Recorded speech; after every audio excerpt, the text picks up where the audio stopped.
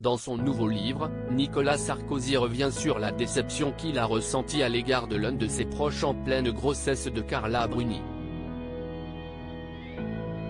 4 ans après le succès de Librairie de Passion, son livre autobiographique, Nicolas Sarkozy publie un nouveau recueil, Le temps des combats, deuxième tome de ses mémoires sorti ce mardi en librairie et écrit en 8 mois.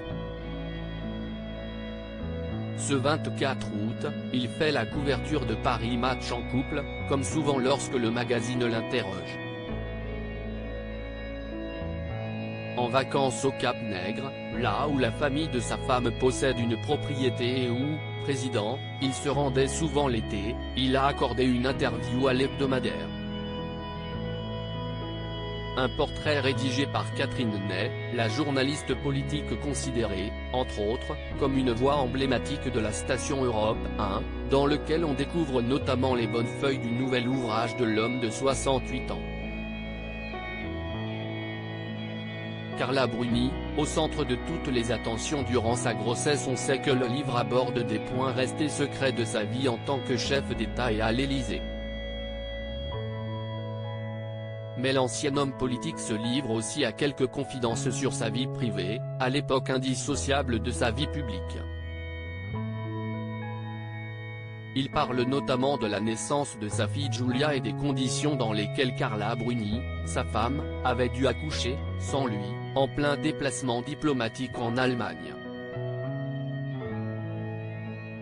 Si la naissance de la petite avait bien sûr suscité un tas de réactions politiques, avant cela, si est-il la grossesse de la première dame qui avait été l'objet de toutes les attentions.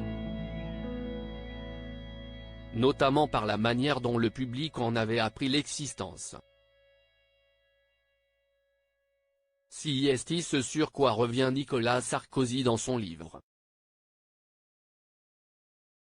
Une tentative de réconciliation qui a échoué alors qu'il était en état d'apesanteur et de félicité devant les 4 mois de grossesse de sa femme et attendait que son ventre soit plus proéminent pour annoncer la nouvelle. Il avait tout de même décidé de tenir au courant sa mère André, dont il était très proche, de cet heureux événement.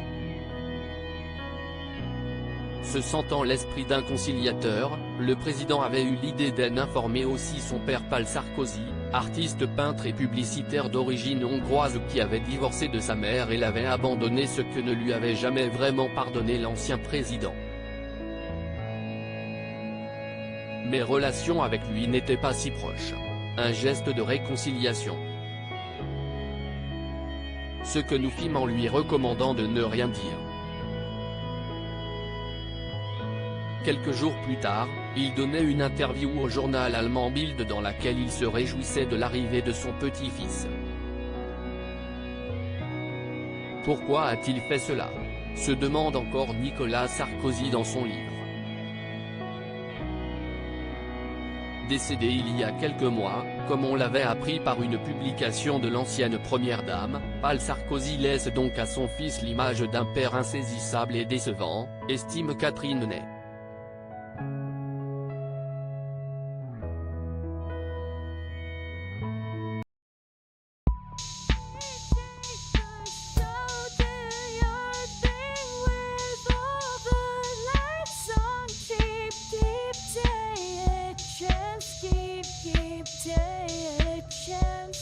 You can just keep